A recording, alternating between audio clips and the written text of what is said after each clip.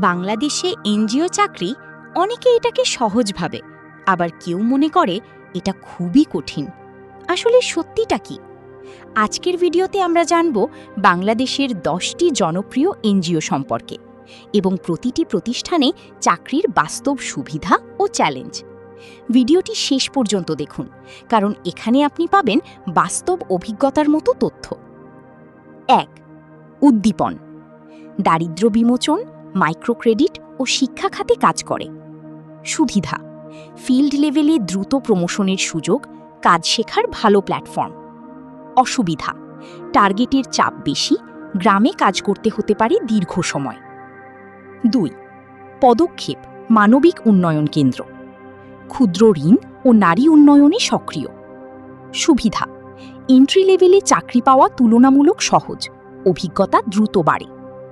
অসুবিধা: বেতন তুলনামূলক কম, কাজের সময় নির্দিষ্ট থাকে না।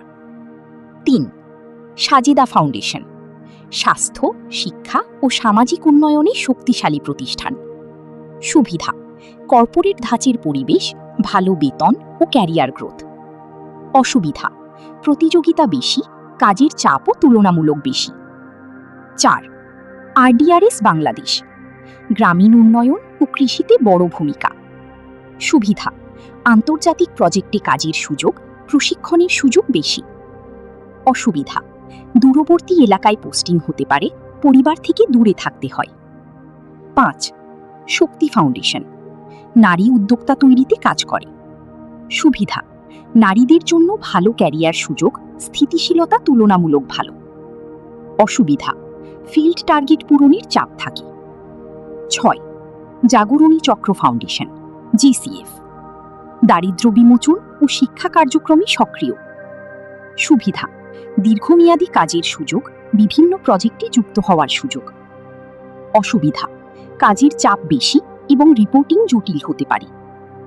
7. প্রশিকা। গ্রামীণ উন্নয়ন ও প্রশিক্ষণ কার্যক্রমে পরিচিত। সুবিধা: দীর্ঘ অভিজ্ঞতা অর্জনের সুযোগ, ট্রেনিং সুবিধা ভালো। অসুবিধা: আগের মতো শক্তিশালী অবস্থান নেই, ক্যারিয়ার গ্রোথ কিছুটা সীমিত। 8. পপি। মাইক্রোফাইন্যান্স ও সামাজিক উন্নয়ন নিয়ে কাজ করে। সুবিধা: ফিল্ড অভিজ্ঞতা দ্রুত হয়, নতুনদের জন্য ভালো শুরু।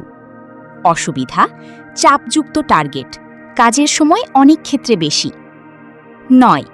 গণ উন্নয়ন কেন্দ্র, জিইউকে। উত্তরবঙ্গে শিক্ষা ও স্বাস্থ্য নিয়ে কাজ করে। সুবিধা: লোকাল লেভেলে ভালো প্রভাব, সমাজের কাছাকাছি কাজের সুযোগ।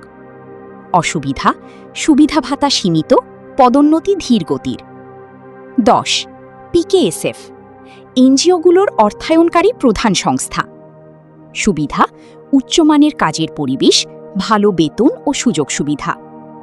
অসুবিধা: চাকরি পাওয়া কঠিন, উচ্চ যোগ্যতা প্রয়োজন। এখন সিদ্ধান্ত আপনার। আপনি কি এনজিও সেক্টরে ক্যারিয়ার গড়তে প্রস্তুত?